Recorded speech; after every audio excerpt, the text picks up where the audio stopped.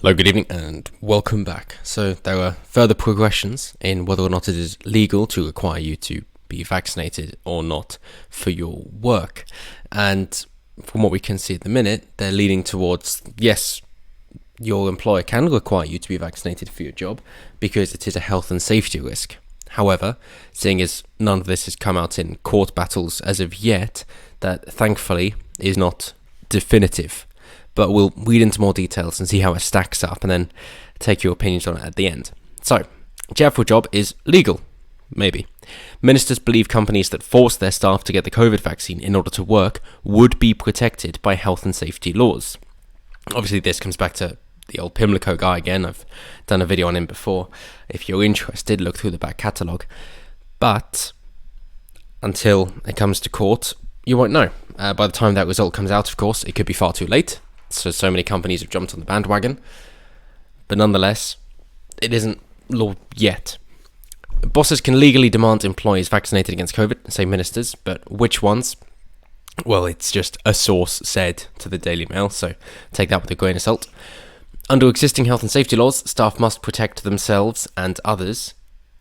I mean, we've been railing against health and safety laws for quite a while, but where does it end?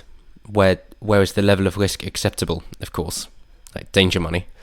Vaccine Minister Nadhim Zahawi said vaccine passports were discriminatory. He's saying, no, that isn't going to be required. Of course it isn't. That's ridiculous. So maybe there is some hope yet. But that's just one guy. And it depends who they come up against. So let's see both sides and see where it goes. So, firms who insist on workers having COVID-19 immunisation and take action against those who refuse on non-medical grounds would be covered by health and safety laws requiring them to have a duty of care for their staff. It is believed, but from who, we don't know. The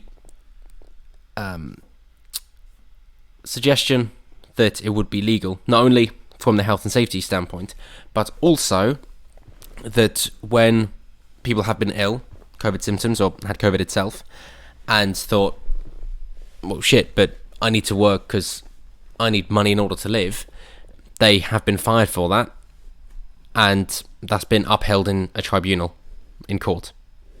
So that has been perfectly legal. So, you're ill, but you want to come to work anyway? Well, no, that's a shame. You're going to be fired, and that's going to be perfectly acceptable. That's their standing. Is that just for the coof? Not necessarily, because once you set a precedent like this, that doesn't have to be the case anymore. So it could be for any ailment. And of course, that could be the way around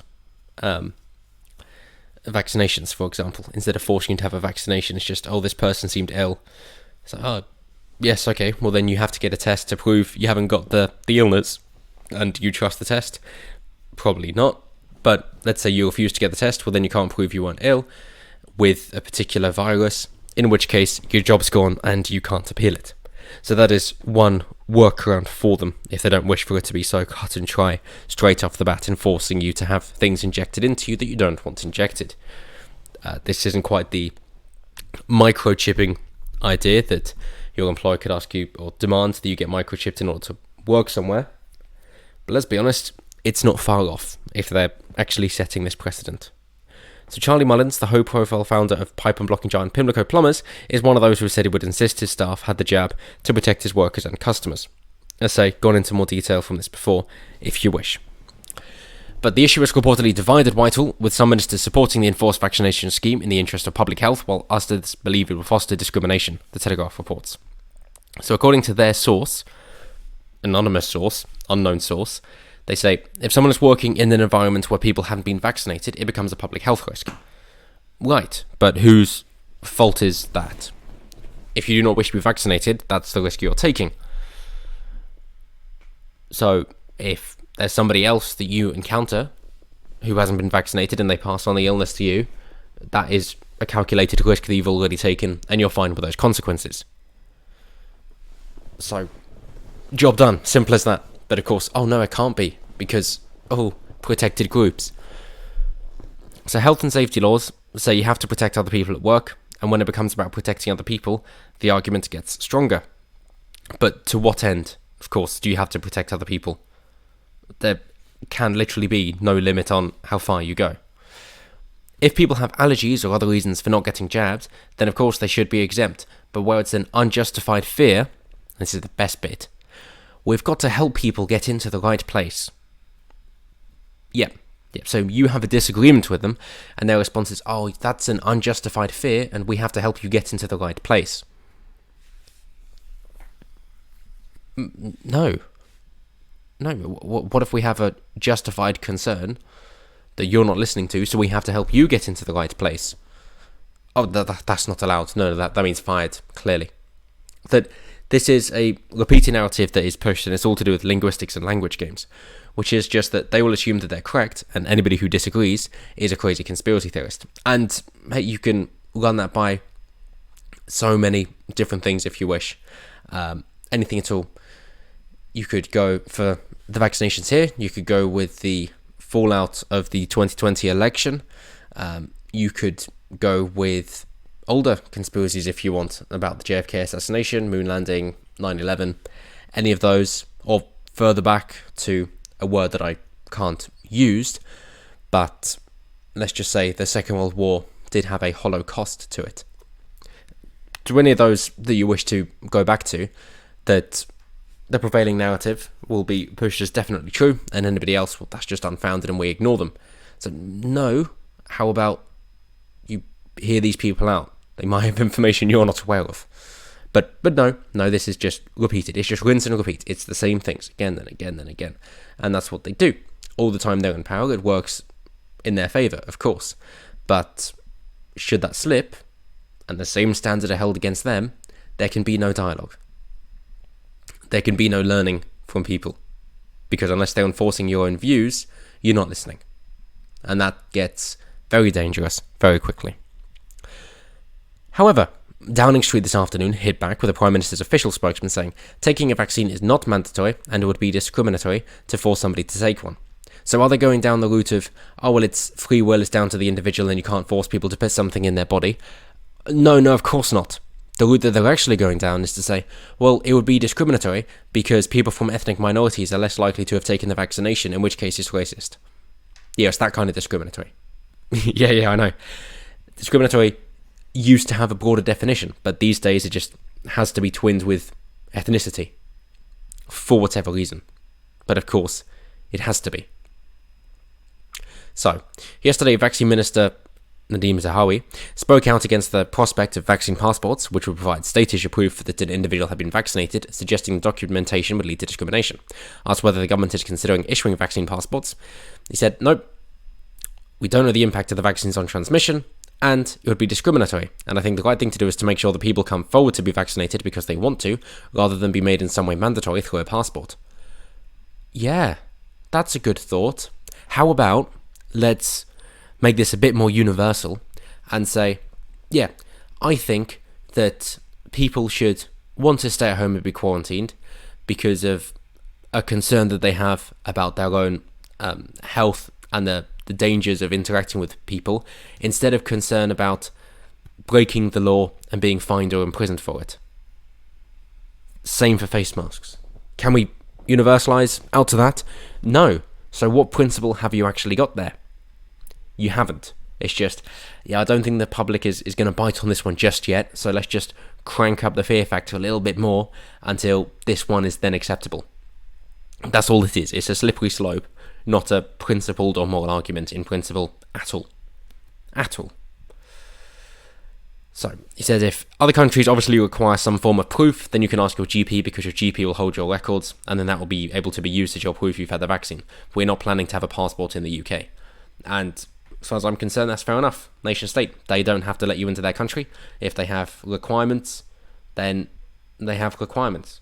I don't advise against it, but nonetheless, if that kind of thing was instituted at the start of this, we wouldn't have had this problem in the first place. So, can't really argue with that. That's fair. So, Nick Wilcox, a partner at employment law specialists BDBF, told The Guardian that mandatory vaccinations could be an issue, advising employers to consult workers about jabs rather than imposing them. And that's a very light way of putting it, and I think maybe we should focus more on that part of things, again, down to the individual. Explain things to them. If you're saying that they're not in the right place, then by all means, provide more information. How about have a discussion? Have an open dialogue? Wouldn't that be brilliant? But no, that's not what they're focusing on. As, according to an analysis of NHS England vaccination data by the Royal College of General Practitioners Mixed Ethnicity, Asian and black minorities are respectively approximately only 33, 47 and 64% as likely to receive the vaccine as white people. Oh no, you mean stoking racial tensions and trying to divide people based on ethnicities and then saying trust this one particular ethnicity that we've already said is out to get you, then has a lack of trust and them not wishing to take you up on that offer. Funny that. Almost could have seen this coming, couldn't you? Oh no, you definitely could have done. And yet it's here, and you're shocked. But if that's what it takes, then that's what it takes. How about we continue down that narrative in order to open up the dialogue more, and then when the time comes, we can push for things that are more universal, libertarian and individual, instead of having to appeal to avoid the racist tar brush. Because that seems to be what it comes down to. That whether you're a fan of identity politics or not, it seems that everybody has to play them. For example, the left would say we're going to promote this person because of their unalienable characteristics, whether that be genitals or skin colour, and obviously get fuck all for it, and they'll probably fail at their job. Whereas the right would wish to go meritocratic, but would really have to big up anybody who fulfills one of those quotas because their background of whichever way you wish to slice it, because you can surely find some way, is that, oh, they're normally underrepresented, so aren't we good for ticking these boxes? It's like, no, you're alienating your own base. Why are you trying to win them over when they think that you're evil? And literally Hitler, even though they're much closer to his policies than you are. Stop it. But again, that seems to be the way. Because it's a sliding scale. And therefore, you're going to get most support if you tick some quota boxes, which is without a doubt the worst way to do things. That is not how a successful company or society is run.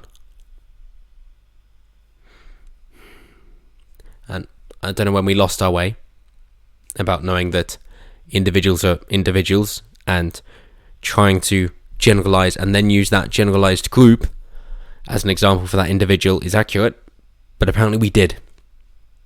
And it's really not working out for us. But that's it for me. So let me know what you guys think down below.